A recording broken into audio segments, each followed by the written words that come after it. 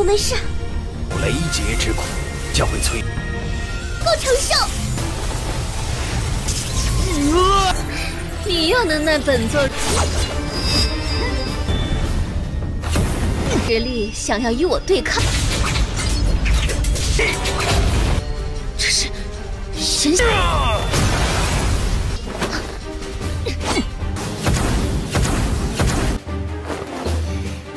没那么容易。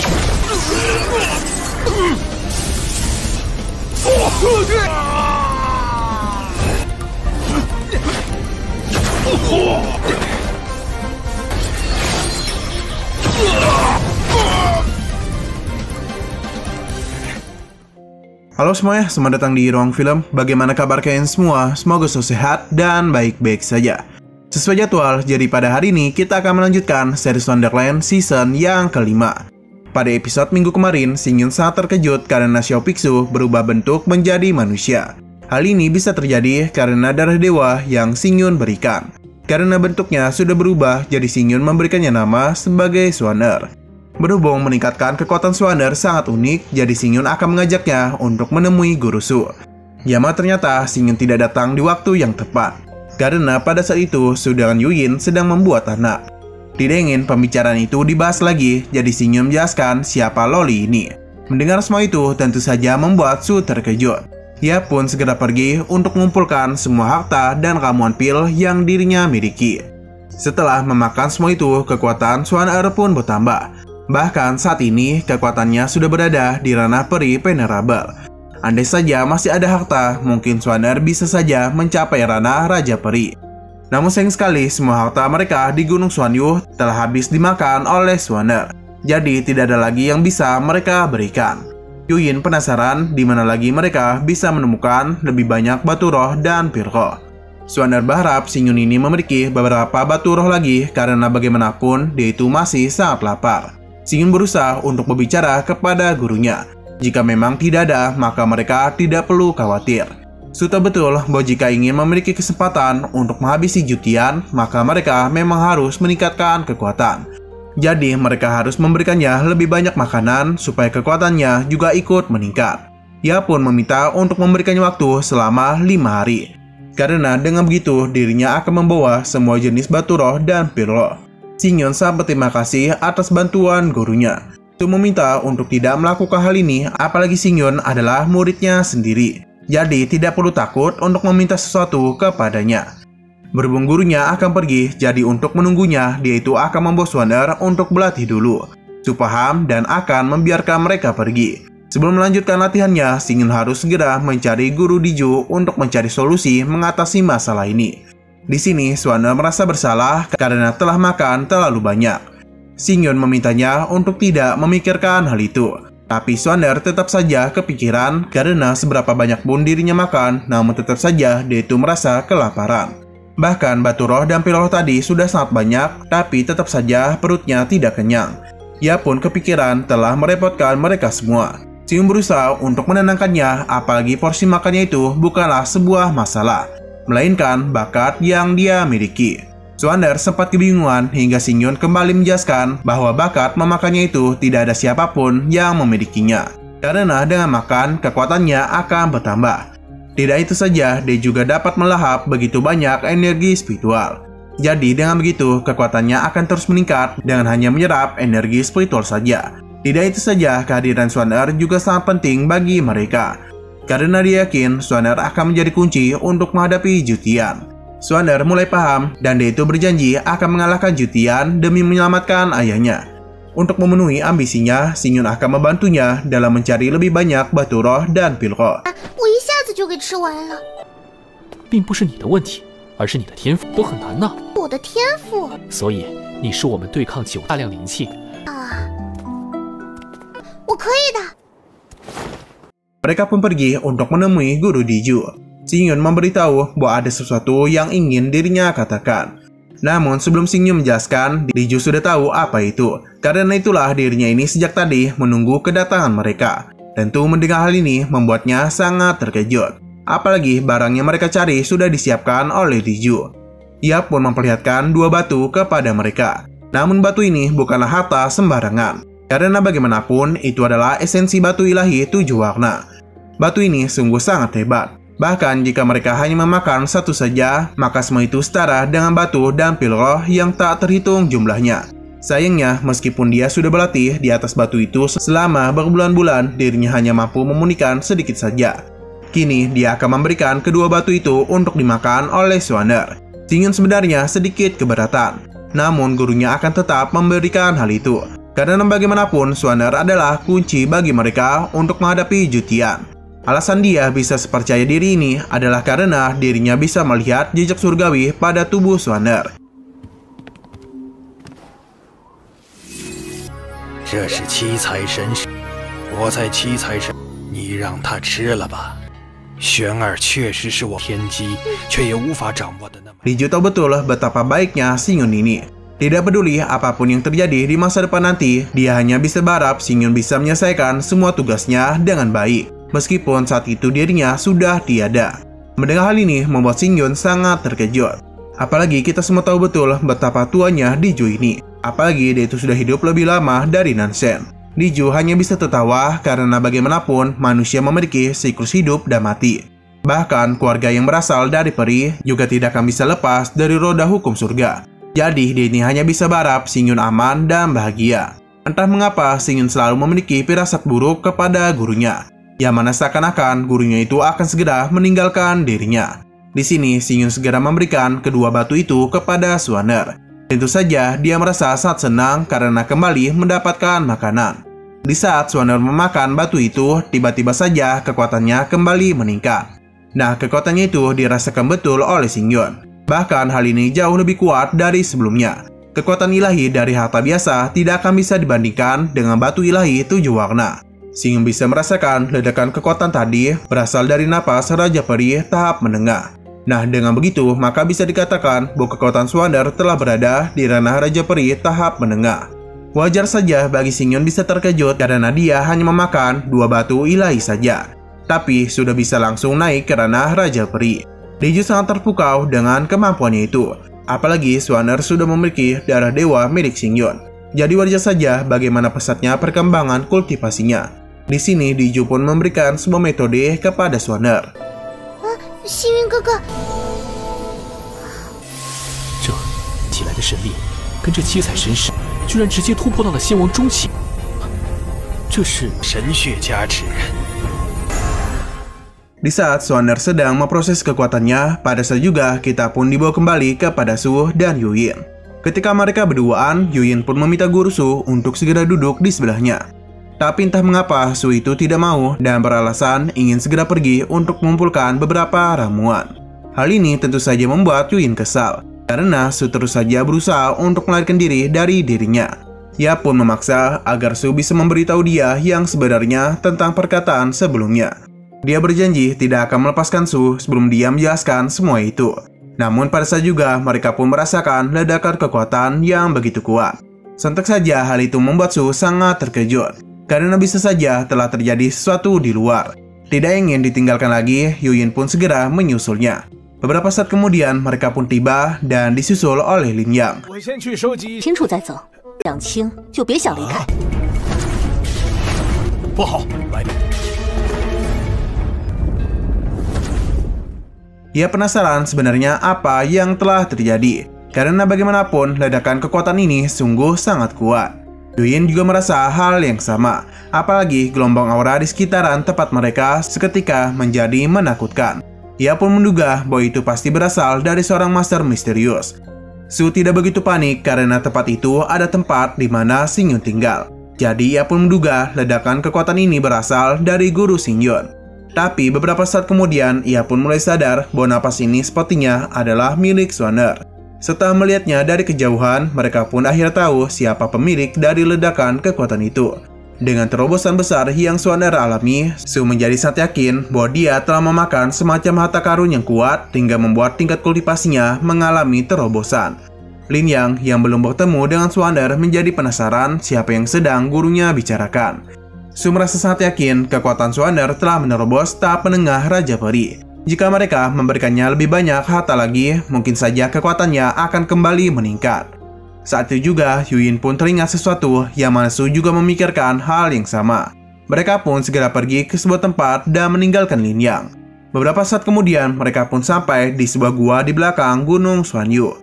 Yuyun tahu betul ini sangat berat untuk dilakukan. Tapi ini semua demi Swaner. Jadi yang menjadi masalah sekarang, apakah Swaner bisa memakan harta itu atau tidak? Su juga tidak begitu tahu, tapi mereka harus mencobanya. Kita pun diperlihatkan para leluhur dari Gunung Xuanyu yang mana mereka itu sedang menduduki sebuah batu. 确实是玄儿，玄儿，谁？到了仙王中期，若就，我突然想到一个东西。我一个。玄儿真的能吸收吗？妨试一试。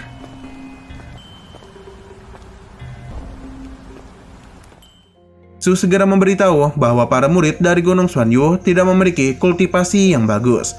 Jadi untuk menjaga keamanan dari Gunung Xuanyu, jadi dia itu berencana untuk menggunakan batu yang diduduki oleh para nenek moyang. Yuyun tahu betul jika mereka melakukan hal itu, maka tentunya akan sangat tidak sopan kepada leluhur. Su paham dengan apa yang dia rasakan. Tapi perlu diingat mereka sedang menghadapi masalah yang besar. Jadi ia yakin para leluhurnya pasti paham dengan tindakan yang mereka lakukan. Bahkan Su berjanji akan menanggung semua itu jika dirinya benar-benar berbohong. Tidak hanya itu, para murid termasuk dirinya akan menjadi sapi dan kuda untuk semua leluhurnya. Hal ini ia lakukan untuk membalas kebaikan mereka. Su pun segera mengambil semua batu itu. Berhubung hawa di sana sangat dingin, jadi Yuyun mengajak Su untuk segera pergi.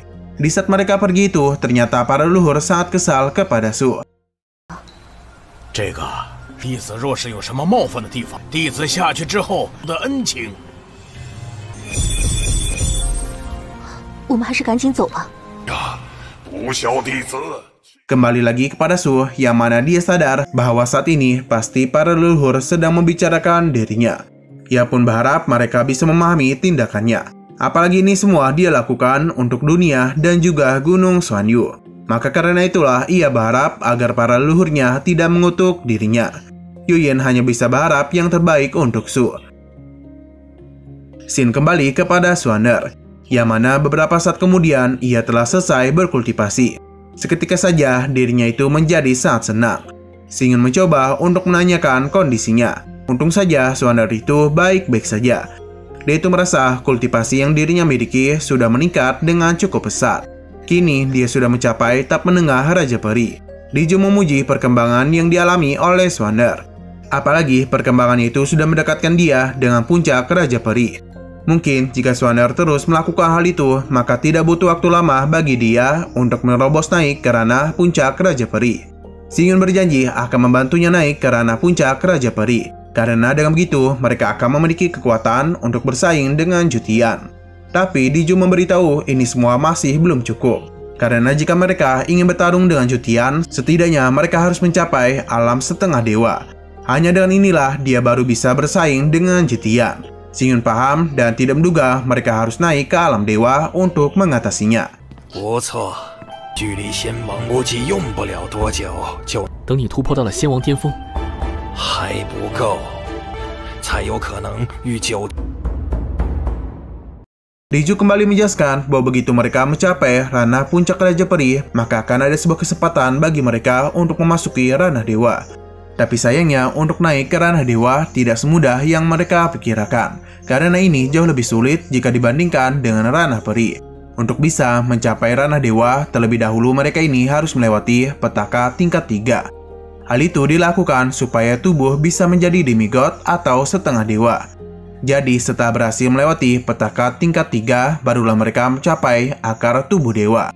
Jika mereka terus berhasil melewati petaka ilahi tingkat 3 selanjutnya, maka mereka akan bisa mendapatkan tubuh dewa sejati. Swaner sama sekali tidak paham apa yang dikatakan oleh Diju. Sedangkan Xingyun mengerti dan ia tidak menduga hanya untuk mendapatkan tubuh dewa sejati akan sesulit itu. Diju membenarkan hal itu, apalagi petaka ilahi ini berjumlah 9. Setiap 3 petaka akan lebih sulit dari petaka sebelumnya. Setelah mendengar hal ini, Xingyun pun penasaran saat ini gurunya berada di tingkat kultivasi apa. Yang ternyata saat ini Diju telah berhasil melewati petaka ilahi tingkat 2. Setelah melewati tingkat ketiganya, dirinya itu akan mencapai tubuh demigod. Untung saja setelah menerima darah Dewa Xingyon, kultivasinya bisa meningkat dengan cukup pesat. Ia pun mulai merasa petaka ilahi tingkat 3-nya akan segera datang. Namun ia masih belum tahu apakah dirinya bisa menyelesaikan petaka ini atau tidak. Sedangkan untuk Swaner, ia yakin dia pasti berhasil. Karena bagaimanapun dia memiliki tubuh Dewa Biksu. Apalagi dari dewa yang Xingyon berikan juga sangat membantunya. Dia yakin Swaner akan melewati ujian petaka lebih cepat dari dirinya. 师傅， 再经过一重，得到你的神血之后，度过这第3重就要来了。身体又得到你的神血。哥哥，我没事。 Hal ini membuat Xingyon terkejut karena bagaimanapun Swaner baru naik karena Raja Peri tahap menengah. Jadi bagaimana bisa ia mendapatkan ujian petaka? Tapi ternyata Diju ini sudah melihat sekilas dari masa depan. Jadi dia tahu Guru Su akan membawakan sesuatu untuk Swaner. Hal ini benar, Yaman Su dan Yuin pun tiba untuk menemui mereka. Su meminta maaf jika kedatangannya kemari telah mengganggu mereka. Namun tujuan mereka bukan hanya berkunjung biasa, melainkan ingin memberikan sesuatu. Yaman Su yakin hal ini pasti bisa meningkatkan kultivasi dari Swaner. Melihat Swaner, ia pun menjadi sangat terkejut. Karena dia telah berhasil naik karena Raja Peri tahap menengah. Ia pun menjelaskan bagaimana hal ini bisa terjadi. Yang mana barusan Swaner ini telah memakan 2 esensi batu ilahi 7 warna. Jadi karena itulah kultivasinya bisa meningkat sepesat itu. Su paham, tapi dia ini masih penasaran apakah barang dari Gunung Xuanyu mereka bisa membantunya atau tidak. Xingyon yang tidak tahu apa-apa kembali diberitahu oleh Su bahwa lebih dari 30.000 tahun yang lalu ada sebuah meteoroid yang jatuh ke pegunungan mereka. Namun meteoroid ini memiliki kekuatan ilahi yang begitu kuat. Jadi para leluhur Gunung Xuanyu meyakini bahwa meteoroid ini pasti berasal dari alam dewa. Mendengar hal itu sontak saja membuat Xingyon terkejut. Namun sayang sekali sejak kedatangan batu itu, para leluhur Gunung Xuanyu sama sekali tidak tahu bagaimana cara mereka menyerap kekuatan ilahinya. Sudah banyak guru yang mencoba, namun tidak ada satupun dari mereka yang berhasil. Jadi pada akhirnya batu itu pun berubah menjadi batu dudukan. Xingyon malah kebingungan sebenarnya apa fungsi dari batu dudukan itu. Yang ternyata itu hanya digunakan untuk duduk biasa dan sama sekali tidak ada yang istimewa. Xingyon paham dan meminta gurunya untuk mengeluarkan batu itu. Di saat Su mengeluarkan batu ilahi ini, kekuatan ilahinya pun keluar. 徒儿不知您说是这个样子的，在上面蕴含着这块陨石，我们当时也不知道能用它有这样的事情，后来呢？再后来，做化石。哦，原来是这样。做化石。Sontak saja hal itu membuat Xingyon terkejut dengan betapa murninya kekuatan ilahi ini. Ia pun mencoba untuk menyerap kekuatan itu. Melihat hal ini malah membuat Su terkejut karena dia dengan mudahnya menyerap kekuatan ilahi pada batu itu. Sedangkan para leluhur Gunung Xuanyu sama sekali tidak ada yang bisa melakukannya. Meskipun Xingyon bisa menyerap kekuatan ilahi dari batu itu, tapi sayangnya ini semua hanya terbatas. Jadi ia pun meminta Swaner untuk menyerap kekuatan dari batu ini. Melihat Swaner menyerap habis kekuatan batu ini kembali membuat Su terkejut. Swaner yang kembali menyerap kekuatan ilahi mulai meningkatkan kekuatannya lagi. Bahkan ledakan energi yang dia keluarkan membangunkan Yan Ran. Karena tiba-tiba saja dirinya merasakan ledakan kekuatan yang begitu hebat. 修为突破的。他的修为。 Melihat ada gadis di sisi Xingyon semakin membuat Yan Ran kesal. Karena bagaimana bisa Xingyon juga mengincar seorang gadis kecil. Tidak ingin adanya kesalahpahaman, ia pun segera memperkenalkan Swaner. Tapi dirinya tidak bisa menjelaskan secara mendalam karena bagaimanapun menunggu ujian petaka Swaner jauh lebih penting bagi mereka.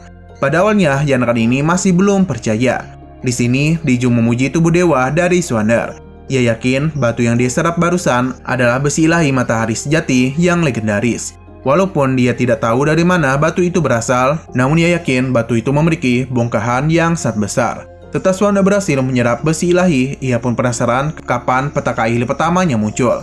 Tanpa diduga, ujian pertamanya muncul saat itu juga. Hal ini sontak saja membuat mereka terkejut. Karena bagaimana bisa hal itu muncul secepat itu.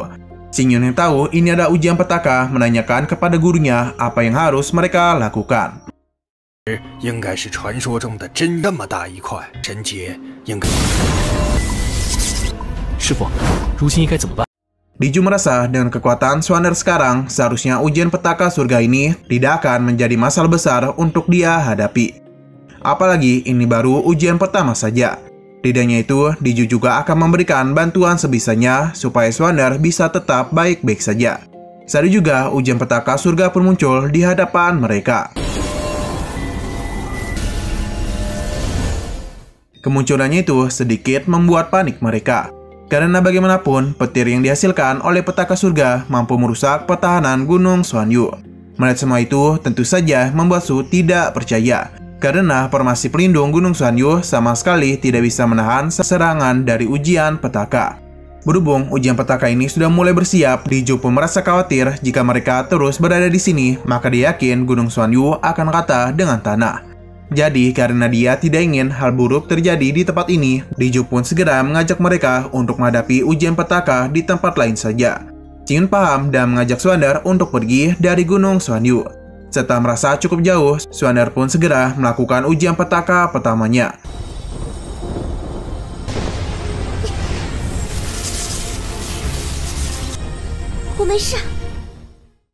Pada percobaan pertama, Swander itu langsung terpental akibat petir ujian petaka. Tapi untungnya dia itu masih baik-baik saja. Di sini Diju memberitahu mereka bahwa guntur ilahi itu mengandung pesona ilahi yang tak terbatas. Dengan merasakan penderitaan dari guntur ilahi, maka hal itu juga akan menyerap ke dalam tubuh mereka. Ia pun menyarankan untuk mencoba menyerap kekuatan ilahi dari guntur itu. Tanpa berlama-lama, Swander pun kembali mencobanya. Berhubung petaka guntur itu dapat masuk ke dalam tubuh, jadi Xingyun pun tertarik untuk mencobanya.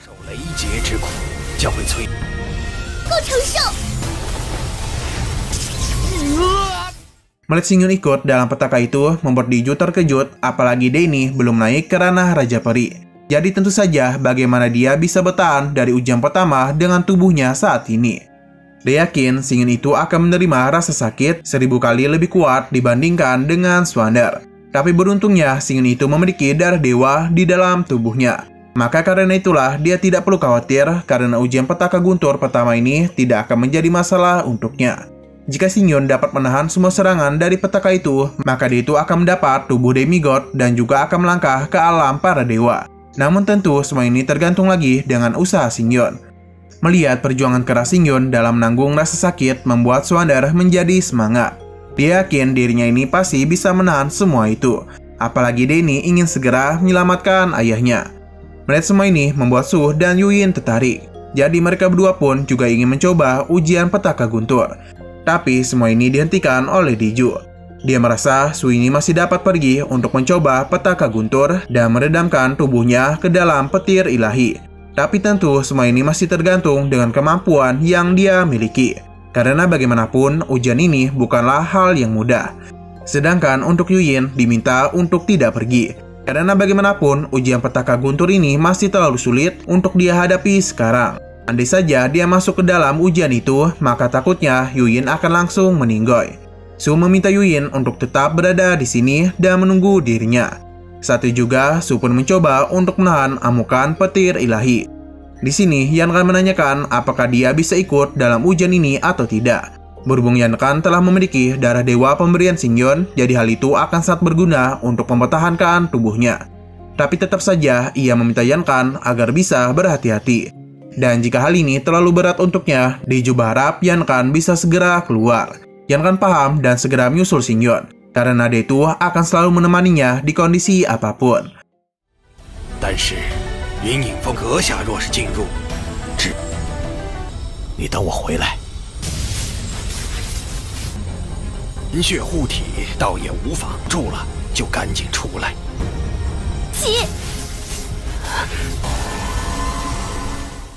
Sino berpindah kepada Pan Yin yang sedang membawa begitu banyak pasukan, yang mana mereka itu dipanggil sebagai penjaga Dharma. Fan Yin memberitahu bahwa sebentar lagi mereka ini akan tiba di Gunung Xuanyu. Ia pun berharap mereka ini bisa membantu dirinya dalam menghancurkan Gunung Xuanyu. Karena setelah semua ini berhasil, dia yakin pasti akan ada hadiah besar yang akan menanti mereka. Namun pelindung Dharma memberitahu bahwa tujuan mereka kemari bukan karena ingin menuruti perintahnya, melainkan ini semua adalah keinginan dari Jutian. Jadi tentu mereka akan melakukan yang terbaik. Pan Yin meminta maaf karena telah salah bicara. Namun Gunung Xuanyu memang adalah musuh mereka. Jadi dia berharap agar bisa bekerjasama dalam mengalahkan mereka. Nah, sepertinya perkataan para pelindung Dharma ini telah membuatnya kesal. Bahwa cepat atau lambat dia itu akan menggulingkan Jutian. Tidak hanya dia saja, namun Fan Yin juga mengincar Su Yun karena dia itu sangat kesal telah diremehkan olehnya. Nah, pada saat juga ia pun melihat sesuatu di hadapannya. Penjaga Dharma tahu betul bahwa kemungkinan besar ada seseorang yang sedang menghadapi ujian petaka. Berhubung daerah ini tidak jauh dari Gunung Xuanyu, jadi Fan Yin yakin pasti ini dilakukan oleh orang-orang dari Gunung Xuanyu. Ia pun segera mengajak mereka untuk melihat hal ini. 不法，我手下唐突了。尊分妖会让你们好看，一定会夺回来。那里，渡劫，诸位魔将。 Kembali kepada Diju yang mana ia menyadari ada seseorang yang sedang menuju ke tempat mereka. Sinol kembali kepada Xingyun, yang mana mereka ini masih terus menjalani ujian petaka pertama. Meskipun saat kesakitan, Xingyun terus berusaha untuk menyerap kekuatan petaka guntur ini. Nah, beberapa saat kemudian, Fan Yin dan para pasukan Dharma pun tiba di lokasi ujian berlangsung. Kedatangan mereka tentu disadari langsung oleh Diju. Mengetahui di hadapan mereka adalah orang-orang dari Gunung Xuanyu, Fan Yin pun meminta para pasukan Dharma untuk membawa mereka ke pengadilan Jutian.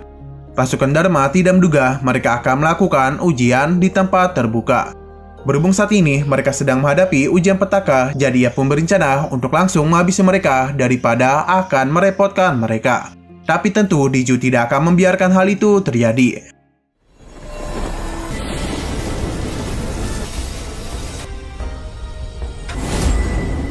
有人来了，他们就是玄月山的余孽。居然在此动。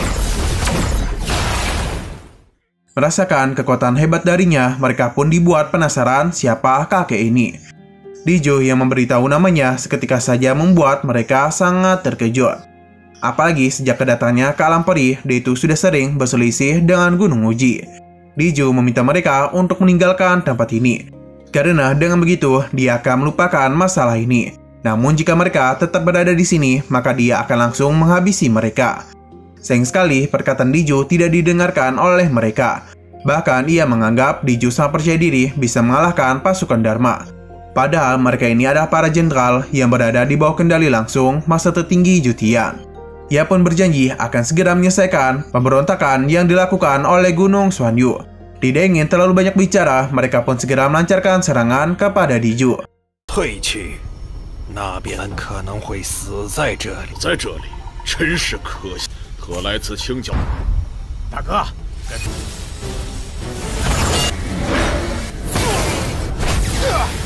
Meskipun harus berhadapan dengan 3 orang sekaligus, tidak membuat Diju kesulitan. Bahkan dengan mudahnya ia mementalkan mereka. Berhubung dia sedang sibuk, jadi Fan Yin segera memanfaatkan hal ini untuk bisa menghabisi mereka. Di saat Fan Yin ingin melancarkan serangan, hal itu disadari langsung oleh Yu Yin. Ia pun tidak akan membiarkan mereka berbuat sesuka hati. Fan Yin tidak peduli karena dia menganggap Yu Yin masih terlalu lemah bagi dirinya. Benar saja, kekuatan yang dimiliki oleh Yu Yin masih belum bisa berbuat terlalu banyak untuk menghentikan mereka. Untung saja Su keluar dari ujian untuk melindungi gadisnya. Ia pun menjadi sangat kesal karena Fan Yin sangat berani menyakiti adik juniornya. Ia pun segera melancarkan serangan untuk menghabisinya. 做什么？螳臂当车。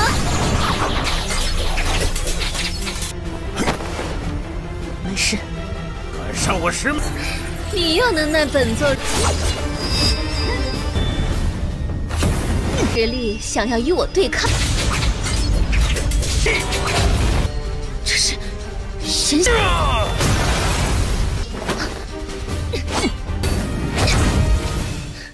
Dalam pertarungan ini, Su sempat kerepotan, bahkan Fan Yin sendiri meremehkan kekuatan yang dia miliki. Tapi setelah Su menggunakan kekuatan darah dewa, barulah Fan Yin terkejut. Karena bagaimana bisa ia memiliki kekuatan seperti itu. Alhasil, dalam pertarungan ini, Fan Yin pun dibuat kewalahan. Ia sangat kesal kepada para pasukan Dharma karena malah menonton pertarungannya tanpa berbuat apapun. Mereka tidak percaya Fan Yin akan dibuat kerepotan oleh seekor semut. Ia pun akan memperlihatkan betapa besarnya kekuatan dari pasukan Dharma. Serangan yang dirinya lancarkan itu bukan bermaksud untuk menghadapi Su, melainkan untuk menghabisi Xingyun. Melihat semua ini, Dijo pun berusaha untuk menghentikannya. Tapi para pasukan Dharma tidak akan membiarkan dia melakukan hal itu. Di saat serangannya hampir mendekati Xingyon, pada saat juga Swander pun bangun dan tidak akan membiarkan satupun dari mereka melukai Xingyon. Ia pun menyerap habis kekuatan dari sang naga iblis. Tidak berhenti begitu saja, ia pun melancarkan kekuatan untuk menyerang salah satu pasukan Dharma. Untung saja beliau ini masih bisa diselamatkan.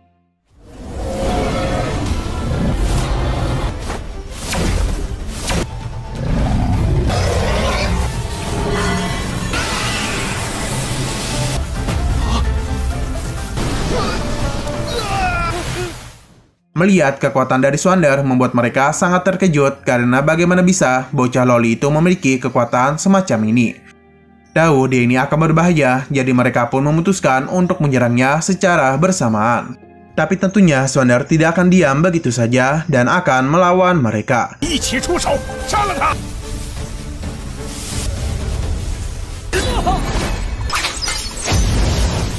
Di pertarungan ini, mereka mampu memukul mundur pasukan Dharma.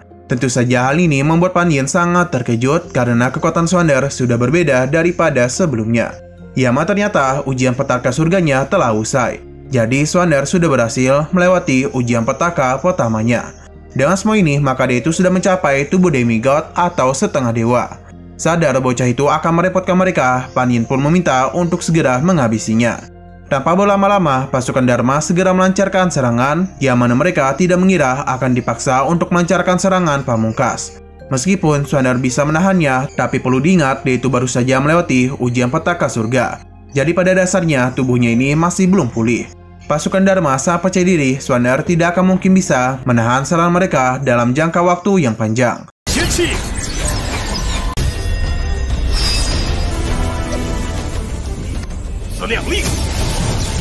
Di saat Swander sedang sibuk menahan serangan ini, Pan Yin dan pasukan Dharma lainnya juga ikut melancarkan serangan kepada Diju. Kembali ke Swander, dia itu berharap agar Xingyon bisa cepat sadar, karena dirinya sudah tidak bisa bertahan terlalu lama.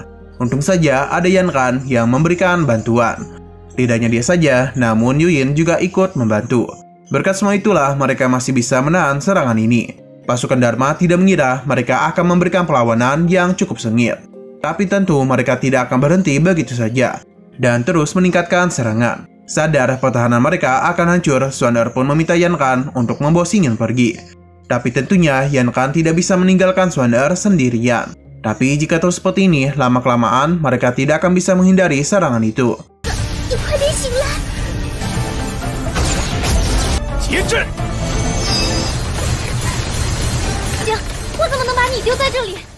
Di saat Yan Kan dibuat kebingungan, kita pun dibawa ke dalam alam bawah sadar Xingyon.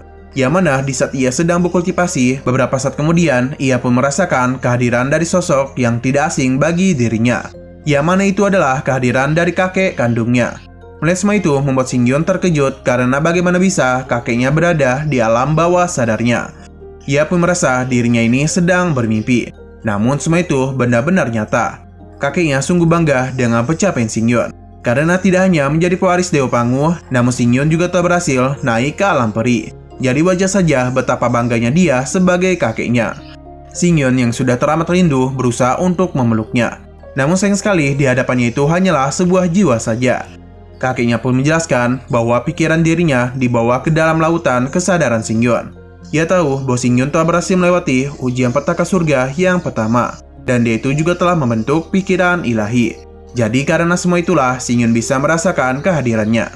Di sini Xingyon sangat penasaran dengan keberadaan kakeknya. Yama ternyata dia itu sudah berada di surga tertinggi dunia iblis. Tentu tujuannya di sana bukan untuk liburan, melainkan sedang terjebak di alam iblis. Bahkan dia itu sudah berada di sana selama beberapa dekade. Tapi untung saja dirinya masih bisa melihat perkembangan dari Xingyon. Jadi ia pun merasa cukup senang. Mendengar semua ini tentu membuat Xingyon penasaran bagaimana bisa kakeknya terjebak di alam iblis. Ia pun berjanji akan menyelamatkannya. Tapi kakeknya tidak ingin Xingyon melakukan hal itu. Karena bagaimanapun dia masih memiliki hal-hal yang sangat penting untuk dilakukan. Apalagi dengan kekuatan sekarang, Xingyon itu tidak akan dapat masuk ke alam tertinggi dunia iblis. Jadi untuk bisa pergi ke sana, setidaknya Xingyon harus bisa menjadi kekuatan tertinggi di alam peri. Hanya dengan inilah Xingyun baru bisa melewati lapisan penghalang sihir antara alam peri dan alam iblis. Xingyun paham dan ia pun berjanji akan menyelamatkan kakeknya. Ia memuji semangat dari cucunya itu. Dan berhubung saat ini Xingyun sudah mencapai tubuh demigod, jadi akan ada banyak orang yang akan mulai memperhatikan keberadaannya. Maka karena itulah ia itu harus berhati-hati untuk membantu cucunya. Ia pun memberikan senjata Dewa Pan Longsel kepadanya. Ia sangat yakin senjata ajaib ini pasti dapat membantu Xingyun. Berhubung kesadarannya sudah tidak bisa dipertahankan lagi, jadi ia pun akan segera pergi meninggalkan tempat Xingyun.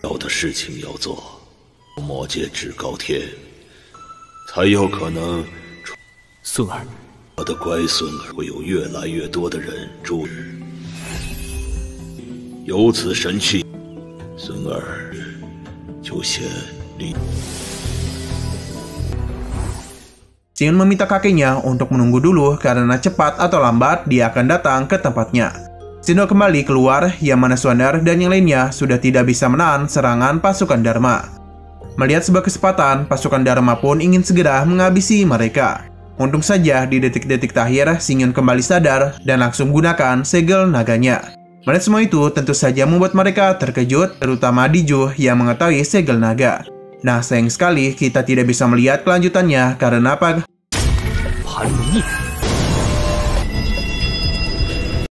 Hal itu membuat mereka sangat terkejut. Apalagi Diju sepertinya tahu tentang segel naga ini. Para pasukan Dharma sama sekali tidak tahu benda apakah itu. Namun meskipun begitu, mereka tetap saja melancarkan serangan. Sedangkan di sebelah lain, Su dan Diju terus saja melakukan pertarungan.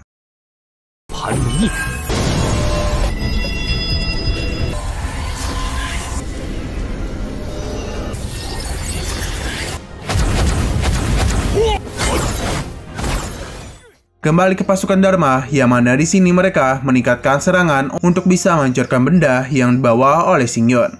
Meskipun baru pertama kali menggunakannya, namun di sini Xingyun tetap berusaha untuk menahan serangan mereka. Untung saja di sini ketiga temannya memberikan bantuan.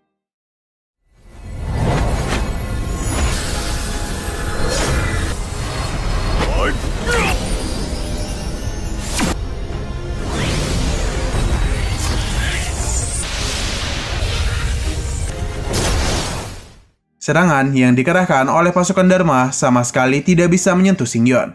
Malahan serang mereka lah yang harus hancur. Tentu saja melihat hal itu membuat Pan Yin sangat terkejut. Karena bagaimana bisa hal itu terjadi?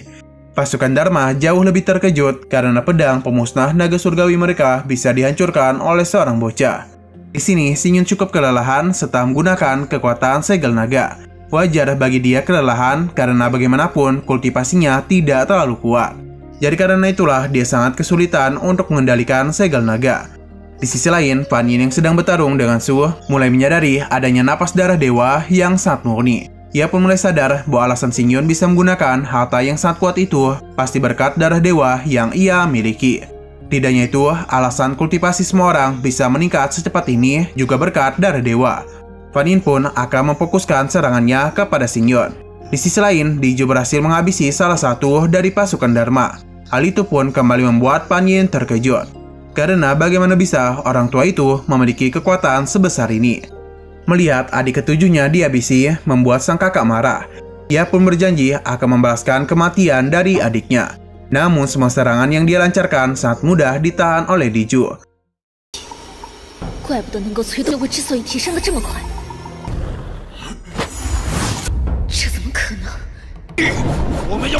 Pan Yin yang sudah tahu siapa orang yang paling berpengaruh dalam pertarungan ini meminta para pasukan Dharma untuk menahan yang lain. Sedangkan dirinya lah yang akan menghabisi Xingyun. Pasukan Dharma paham dan mulai menjalankan rencana Pan Yin. Di sini Su berhasil menahan salah satu dari pasukan Dharma. Sedangkan Xingyun dan yang lainnya harus berhadapan dengan 6 pasukan Dharma dan juga Pan Yin. Sadar mereka akan mengincar Xingyun membuat Swander kesal. Ia tidak akan membiarkan mereka menyakiti kakaknya. Dalam pertarungan itu, Yan Kan dan Yu Yin memberikan bantuan kepada Swander.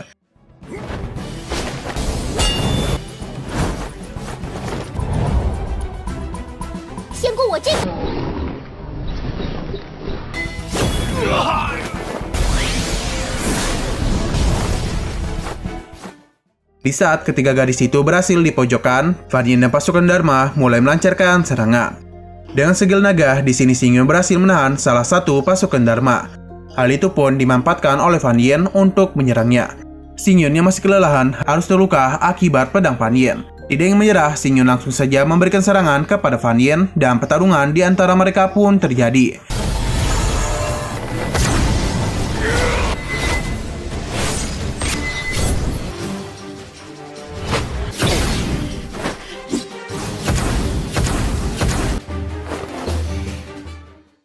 Nah, ternyata pertarungan tadi hanyalah sebuah pengalihan saja supaya Fan Yin bisa mengambil darah Dewa Xing Yun. Pasukan Dharma memintanya untuk segera menghabisi Xing Yun, karena dia itu sudah tidak bisa menahan segel naga. Tapi Fan Yin tidak ada niatan untuk menghabisi Xing Yun, karena dia yakin pasti suatu hari nanti mereka akan kembali bertemu. Ia pun segera pergi dan meninggalkan pasukan Dharma. Xing Yun tidak menduga Fan Yin akan selicik itu, apalagi dia tidak tahu darah dewanya lah yang diincar olehnya. Mengetahui mereka sudah dikhianati membuat pasukan Dharma sangat kesal kepada Fan Yin. Ia pun berjanji akan membalas perbuatannya.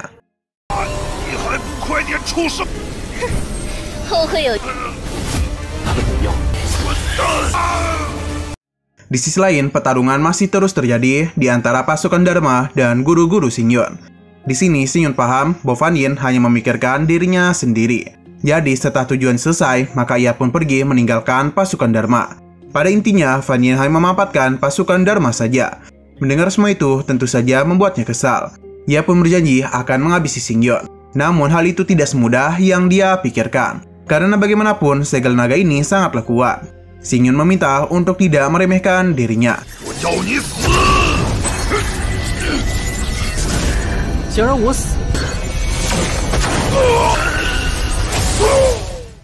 Karena bagaimanapun kekuatannya jauh berada di atas Dharma. Pada akhirnya Xing Yun pun berhasil menghabisinya. Ledakan energi yang dihasilkan dari segel naga membuat para pasukan Dharma menyadari bahwa ternyata selama ini mereka telah dibodohi oleh Fan Yin.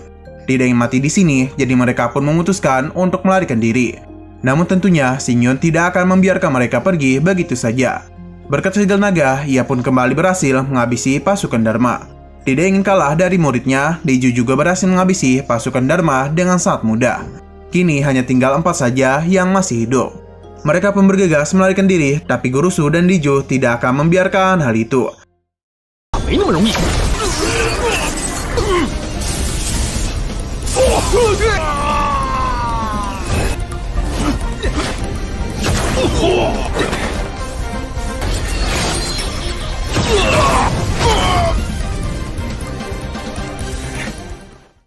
Di saat Swander ingin menghabisi jenderal pasukan Dharma, Xing Yun pun segera menghentikannya dan membiarkan dia melarikan diri dari tempat ini.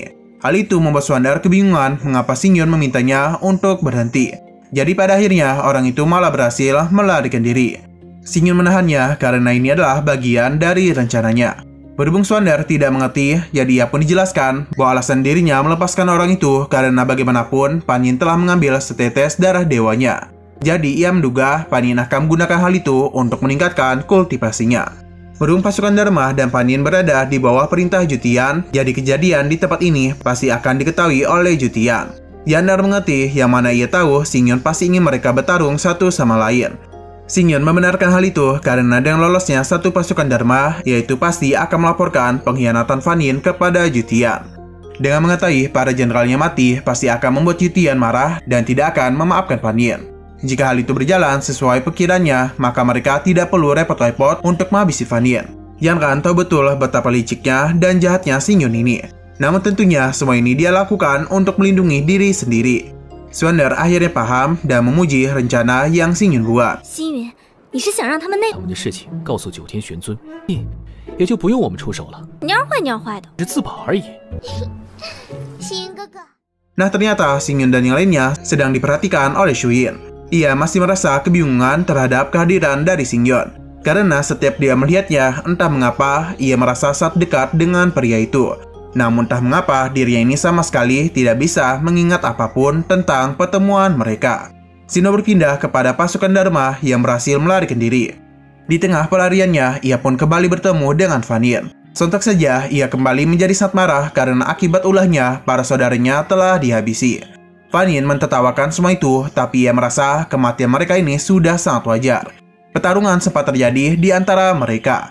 Namun, Fan Yin dengan mudahnya mementalkan orang itu.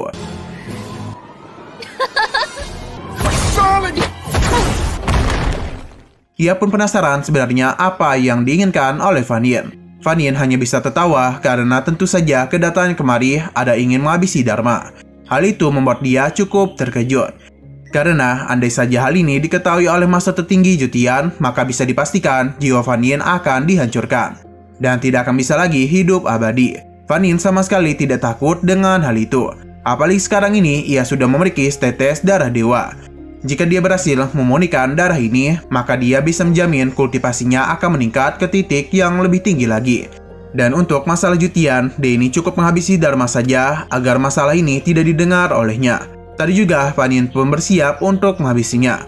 Fan Yin sangat percaya diri dengan kekuatannya. Bahkan kini dia juga tidak takut kepada Jutian. Pada akhirnya Dharma pun mati di tangan Fan Yin.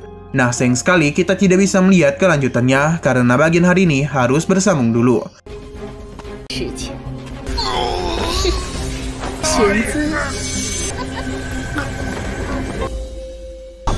Karena bagian hari ini harus bersambung dulu.